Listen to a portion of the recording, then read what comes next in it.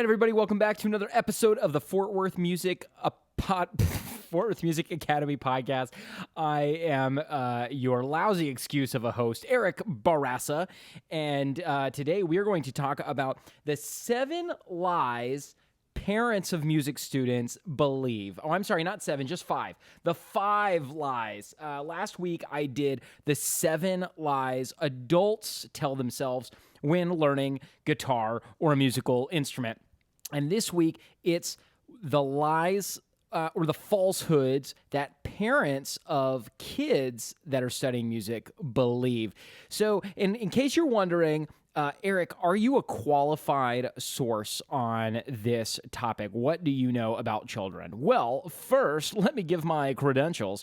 I taught elementary music for 4 years. And then had no idea what I was doing for at least 2 of those years. Then I have been teaching music to children even after that for about the past 12 years, 10 years, like 13 years total, 10 years since I left elementary education. Anyway, and then the other thing is I have 3 young children. My kids are 10, 8, and 6. So most of the common issues that parents deal with, I have dealt with as well. And as well as a couple of odder things that I have dealt with. And I tell you what, if I am not the walking stereotype of West Fort Worth today, my wife just finished watching an episode of Grey's Anatomy, and it's 2 p.m. She was gearing up for picking up the kids from school and the chaos that is about to ensue in our household. And I've got my LaCroix here, so for recording the podcast. Ah, what a delicious treat. Okay, so let's get into it. There are some commonalities I have seen over the past, well, let's see, 7 years. It'll be 7 years next month that we've had the music school. And then before that, I was teaching out of my house for like 3 years. And then a couple years before that at a different music school. So somewhere in there, I taught elementary music as well. There's a whole timeline. Anyway, we've taught well over 1,000 students at the music school over the past 7 to 10 years. And some things have come out that I've had to deal with when it comes to parents and the things that they tell themselves. And I want to set the record straight with some of these things. Now, these are not hard and fast rules, and there are certainly always exceptions, but almost 100% of the time, probably 99% of the time, these lies are unfounded. Okay, so number 1, my kid just isn't musically gifted. Now, this is the one thing that's in common with what adults tell themselves. It's the only thing that's the same. Also, notice there are less lies for parents than there are for the adults. Adults tend to have more hang-ups when they start lessons. But if they make it through those hang-ups, they end up being really wonderful, as is apparent by our really great adult guitar student base. Okay, so it's just not true. If someone is not currently musically gifted, it doesn't mean they were born without some special gift. It can be learned. They can be trained, okay? The real question is when they start to play and they're playing notes on the piano or on the guitar or they're hitting those drums or they're singing with their voice, do they get a deep joy from playing those notes? And some kids just instantly love it, and some kids don't. And I would say that is the biggest thing. So for me, when I was starting to play music, even when I was not good and I had 0 natural talent for music, but I think I have kind of that artsy, creative type mind, which just means that I love those kinds of things. So when I start to do it, I tend to want to do it a lot. Like I shared last week, I started drawing again. Drawing really was my first creative love. And right now, when I sit down to do it and I just start making shapes that I'm hoping to turn into a character or something, I love it. Every stroke that I make, I really enjoy doing it. So I just enjoy that process. And some kids either just enjoy the process or they just don't. They're just not into it. That is a thing you can't really change, okay?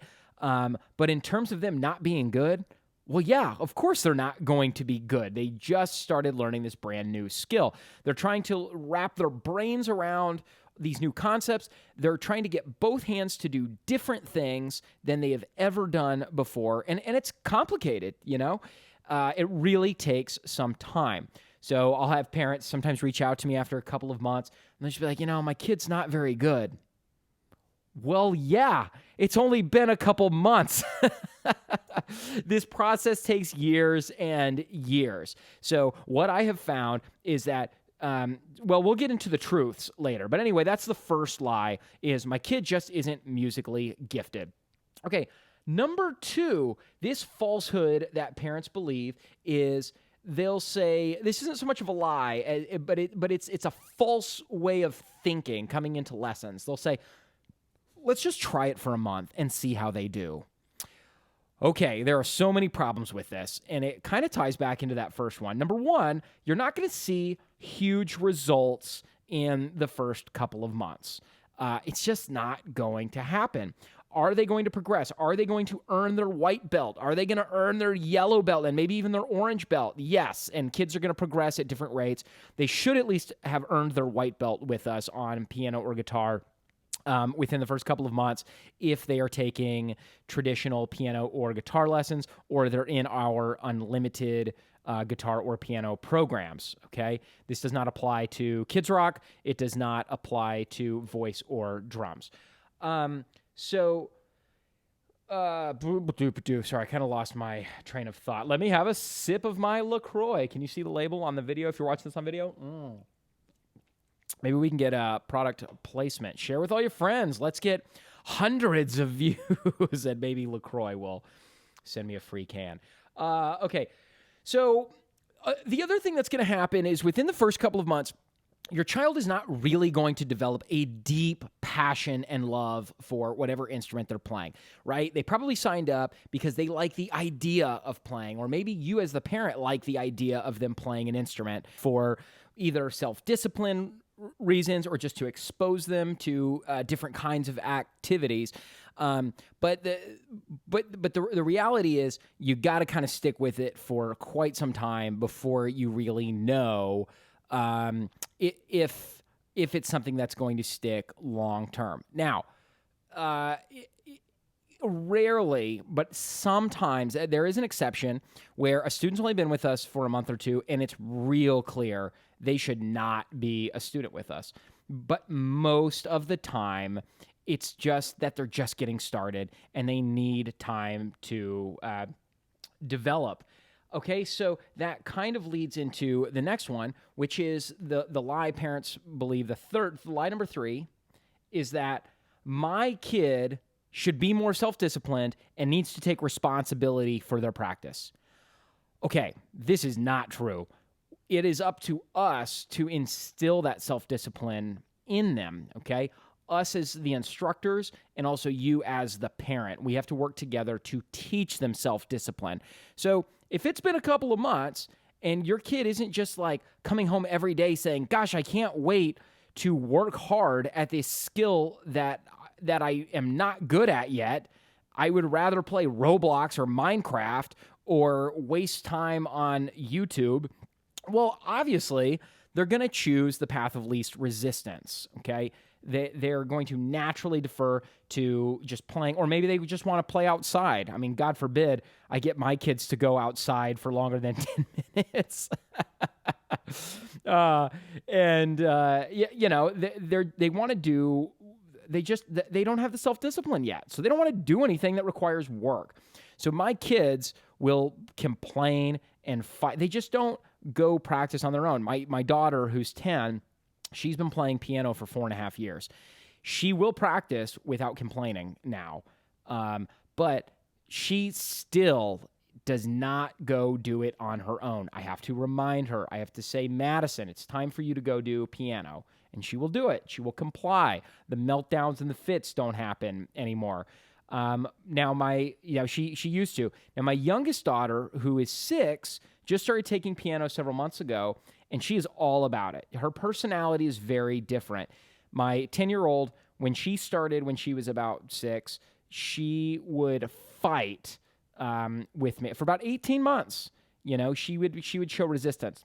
My 6-year-old, as long as I do it with her, she is happy as can be. She's like, Daddy, let's do it. She's kind of down for a silly goose time with anything, right? She will, if you say, Kennedy, let's go outside, she's in. Kennedy, let's watch a TV show, I'm in. Let's go play piano, in. She's down for whatever, okay? And then my son, who's 8, Parker, he's totally his own animal, and we won't get into that. But if you have boys, typical boys, you know what they're like. They are very different than the girls. We don't have to get into specifics. Now, my son also has some additional challenges that my girls don't, that we don't need to get into right now, but I'm happy to share some other time. So he also will fight because he gets very fixated on whatever activity he is on. He might be playing with some trains. He might be building Legos. He doesn't like changing focus. So it's hard to get him to start focusing on his guitar practice. But once I get him started, he does well with it, and especially if I sit and do it with him. So that's a big thing, parents. If you are listening to your child play their instrument and you're engaged with them, they're going to be much more willing to do it. And I know that takes a lot of time for you to do. You don't have to do it every time, but at least a couple times a week, if you'll sit with them while they're doing their playing and ask them to teach you something, they'll love it. That will go a long way. All right, so let's get into line number 4. My kid needs private lessons. Okay. Again, there are exceptions. Sometimes this is true. Sometimes kids need private lessons.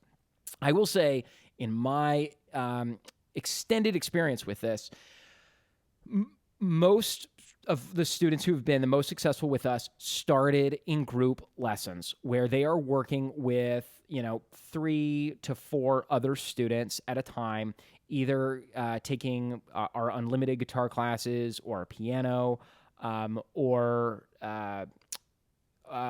like in Kids Rock. They tend to stick around longer than students in private lessons, and this is because I theorize that it's because they make connections with the other students. There's a different energy in the room that happens. It's a little bit more fun, a little bit more exciting than just that back and forth one-on-one of a private lesson. Not that private lessons can't be fun. And actually, I want to retract my statement on this. Part of it. Piano students, whether they do private lessons or group, tend to have long retention rates no matter what. I don't know if that's just because parents are more willing to make their kids do piano, whether they want to do it or not, rather than guitar. There seems to be this kind of like idea that, guitar is kind of a fun thing, but piano is a serious thing. So if you don't want to do guitar anymore, we can quit. But if you don't want to do piano, I don't care because it's good for you.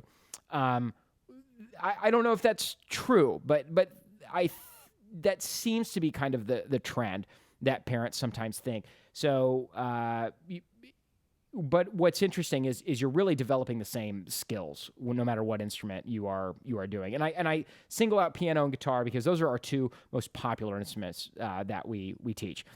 Okay, so sometimes kids do better in private lessons. It does happen, but the vast majority of time they do better getting their foundational skills in these group sessions for a few years.